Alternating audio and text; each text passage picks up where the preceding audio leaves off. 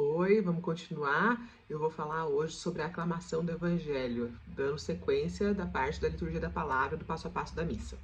Até ia falar um pouco mais sobre a homilia, sobre a profissão de fé, sobre a oração dos fiéis, a oração universal, mas eu escrevi tanta coisa sobre a aclamação do Evangelho que eu queria passar para vocês que eu vou ficar na aclamação hoje. Bom, então vamos lá.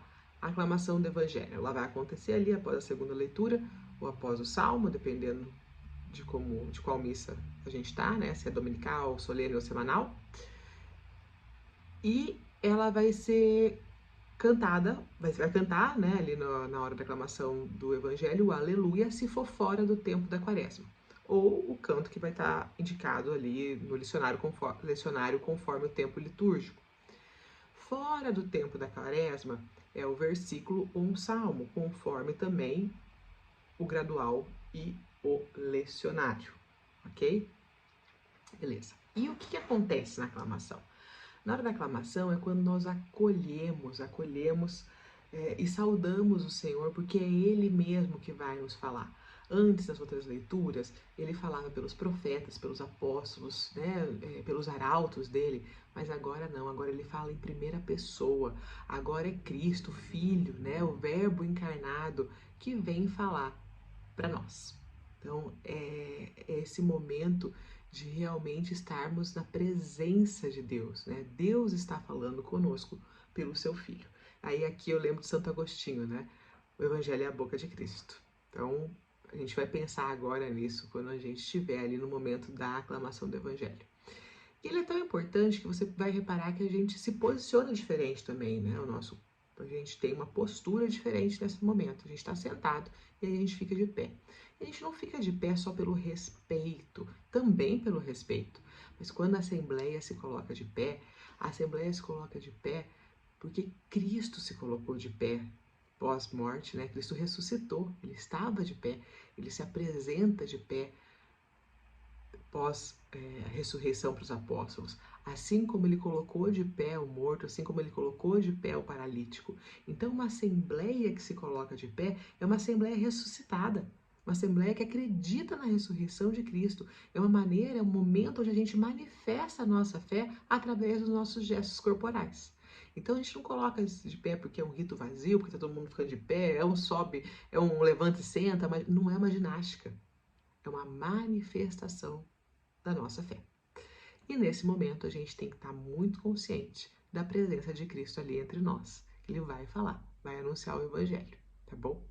Bom, enquanto acontece a aclamação do Evangelho, o sacerdote faz uma bênção ou para o diácono que vai proclamar o Evangelho, ou para que ele faça a leitura, para que ele tenha dignidade para anunciar o Evangelho. Então, até anotei aqui, ó Deus Todo-Poderoso, purificai meu coração e os lábios para que anuncie dignamente o vosso santo Evangelho. É um rito exclusivo do sacerdote, tá?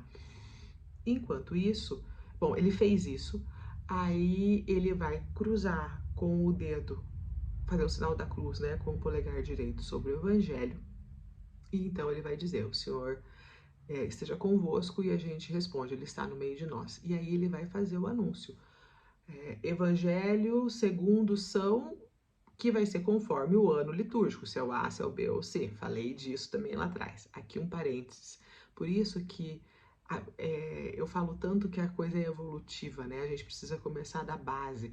Então a gente já sabe o que é o ano litúrgico, a gente já sabe o que é o Verbo encarnado, porque quando eu falei lá atrás nos vídeos do YouTube sobre todos os dogmas, sobre os atributos de Deus, a gente já viu tudo isso. Então, quando a gente chega aqui, a gente está mais preparado para entender tudo o que está acontecendo e viver melhor a Santa Missa. Bom, ele vai fazer o anúncio conforme a leitura do ano litúrgico, né? O evangelho que a gente está lendo nas missas de domingo, a gente está escutando do ano litúrgico. E aí nós fazemos o quê? Nós cruzamos, né? Nós fazemos a persignação, que é uma marcação. Quando a gente faz a persignação, a gente confirma algo, a gente dá uma proteção sobre aquilo. Então, fazemos o sinal da cruz sobre a nossa testa, sobre os nossos lábios e sobre o nosso peito. E o que falamos nesse momento? A palavra do Senhor esteja na minha mente, nos meus lábios e no meu coração. tá? Aqui eu quero também falar mais uma coisinha. A persignação não é feita só nesse momento. A gente também tem a persignação no batismo, né? Então no rito ali ele fala, eu te assinalo com o sinal da cruz. E tem uma persignação que é muito popular e eu quero trazê-la aqui, caso você não conheça, que a gente faz a mesma coisa, traça o sinal da cruz na testa, nos lábios e no peito e fala, pelo sinal da Santa Cruz, livra-me Deus nosso Senhor de todos os meus inimigos.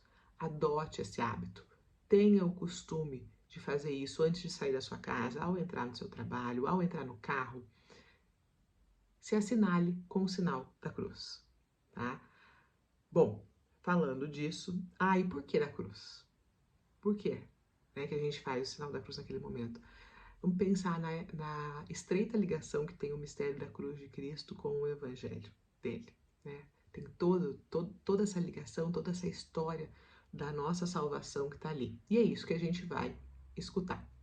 Terminando isso, é feita a leitura do evangelho, e depois disso, quem está falando, se vai ser o diácono ou o sacerdote, vai falar a palavra da salvação e a gente responde, glória a vós, Senhor. No final, quando termina, é a última coisa que eu anotei aqui, o ministro que estava fazendo a proclamação vai pedir perdão e vai falar, por este santo evangelho, perdoai-nos, Senhor. Mas ele faz isso em silêncio. E aí você pergunta, mas então se ele fala em silêncio, por que ele fala no plural? Por que ele fala pela gente? Porque nós ali nesse momento também estamos sendo perdoados pela leitura do Evangelho.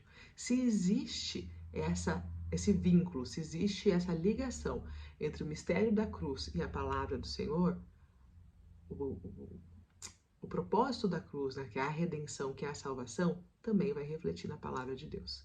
Então o Evangelho também tem esse efeito salvífico nas nossas vidas. Bom, é isso sobre a aclamação do Evangelho. Para a gente refletir que nesse momento a gente vai escutar a palavra do nosso Deus uno, santo, trino, justo e todos aqueles atributos que a gente falou lá atrás. E que essa palavra realmente transforme as nossas vidas, né? A gente acolha realmente essa palavra no nosso coração e que a gente vivifique essa palavra. E eu quero deixar mais um ponto aqui de atenção. Quando a gente fala, né, que ela entra na minha mente, não tem como a gente não usar a nossa inteligência, que foi dada por Deus, a nossa capacidade, a nossa habilidade para lidarmos com a nossa fé. Então, quando a gente trata a nossa fé, é uma questão de escolha da verdade também. Então, não adianta só ter uma fé muito emotiva, muito sem razão. A gente precisa fazer as escolhas verdadeiras. Então, é tudo ligado. A nossa razão, a nossa boca, que quer dizer o que a gente vai viver, o que a gente vai falar, o que a gente vai agir, e o nosso coração. Tá bom? Eu espero ter ajudado. Qualquer coisa, mandem aqui. E aí, no próximo, a gente fala da homilia, da profissão de fé e da oração dos fiéis e oração universal. Até. Tchau.